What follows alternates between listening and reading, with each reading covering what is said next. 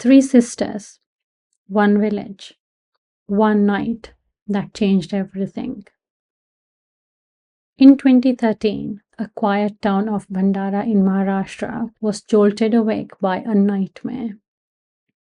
Three young girls, all sisters, were found dead in a village well. What seemed like a tragic accident at first slowly revealed itself as one of India's most haunting and heartbreaking murder mysteries. This is the story of the Bhandara Triple Murder, a case that remains unsolved to this day, denying three little girls the justice they so desperately deserved. It all began in Murmadi, a small village in Bhandara district of Maharashtra, around 578 miles from Mumbai. On February 14th, 2013, three sisters, 11-year-old Tanuja, 9-year-old Prachi, and 5-year-old Priya, left their home in the morning for school, like they always did. But when they didn't return by evening, their family began to worry. The girls' grandfather went out to look for them. He searched the village, checked all their usual spots, asked the neighbors. But there was no trace of them anywhere. Panicked, he went to the police to report the girls missing. But instead of acting, the officers brushed him off. They told him to go home and to come back the next day if the children still hadn't returned.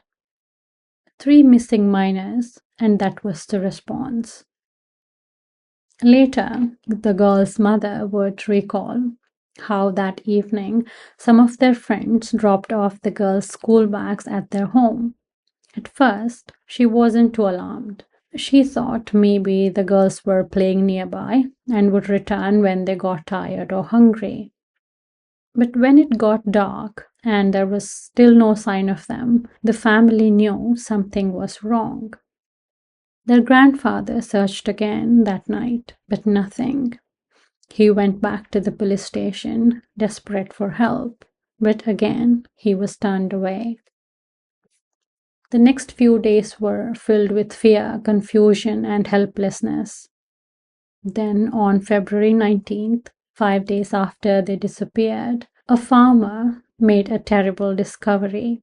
At the bottom of a deep well on the edge of a paddy field, less than a mile from the girls' home, he found their bodies. All three sisters, lifeless, floating in the dark water. They had no clothes on. Their sandals and shoes were found nearby, floating on the surface. It was a horrific sight, something no one should ever have to witness.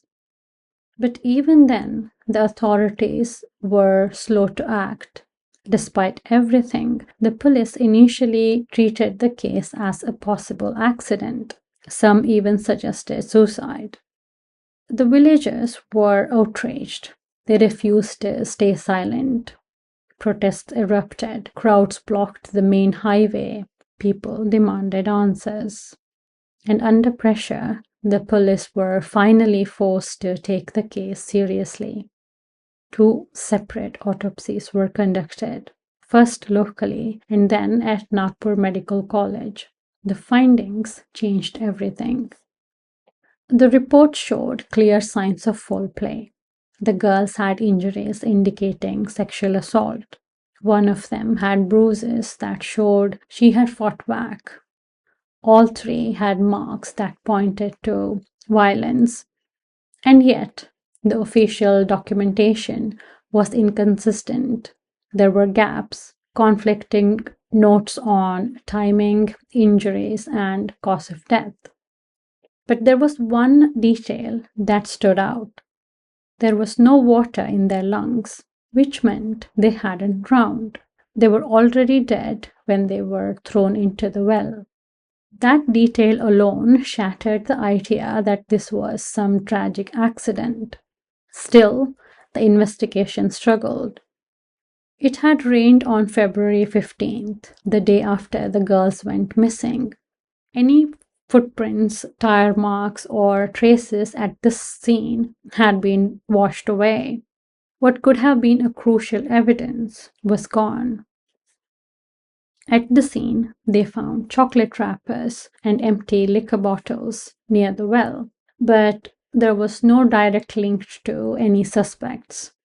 With pressure building and no real leads, the police offered a cash reward to try and encourage witnesses to come forward. But by then, trust in the system was already broken. When news broke that the police hadn't registered a rape or a murder case immediately, public anger exploded. Eventually, the investigation was handed over to the CBI, the Central Bureau of Investigation. But even they could not gather enough evidence to bring someone to justice. There were theories. Some believed that it might be the case of honor killing. Others suspected local criminals.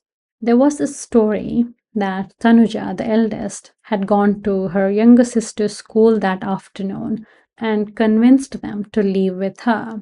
Maybe someone had lured her with sweets or a promise of treats. Maybe she trusted the wrong person. The well where their bodies were found was about 200 yards from the highway, partially visible from the road but far enough to stay hidden. But these were all theories. But there was no hard evidence, no fingerprints, no witnesses, nothing to point at a single person or people as suspects. The postmortems confirmed sexual assault, but the cause of death was still uncertain. And without a clear cause, without any forensic trail, no arrests were ever made.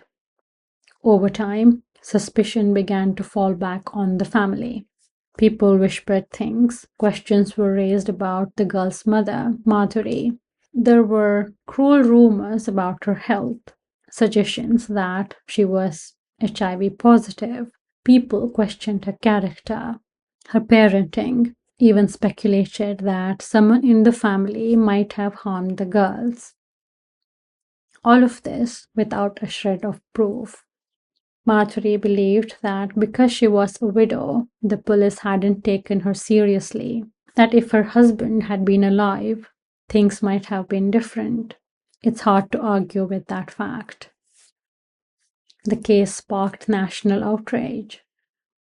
Women's groups protested, candlelight vigils were held, news channels debated the failure of law enforcement. The anger was real. But after a while, like so many stories in this country, it faded. There was no trial, no convictions, no closure. The Bhandara Triple Murder became just another unsolved file, relegated to the cold case cabinet. More than a decade later, the case remains closed.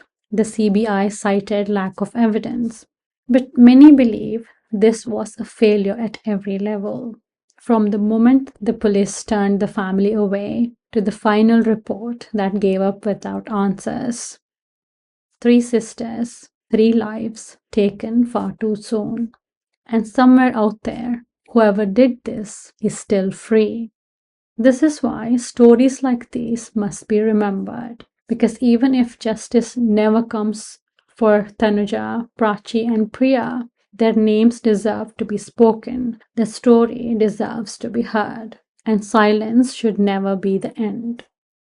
If you believe their story deserves more attention, please share this video, subscribe for more true crime stories from India and beyond.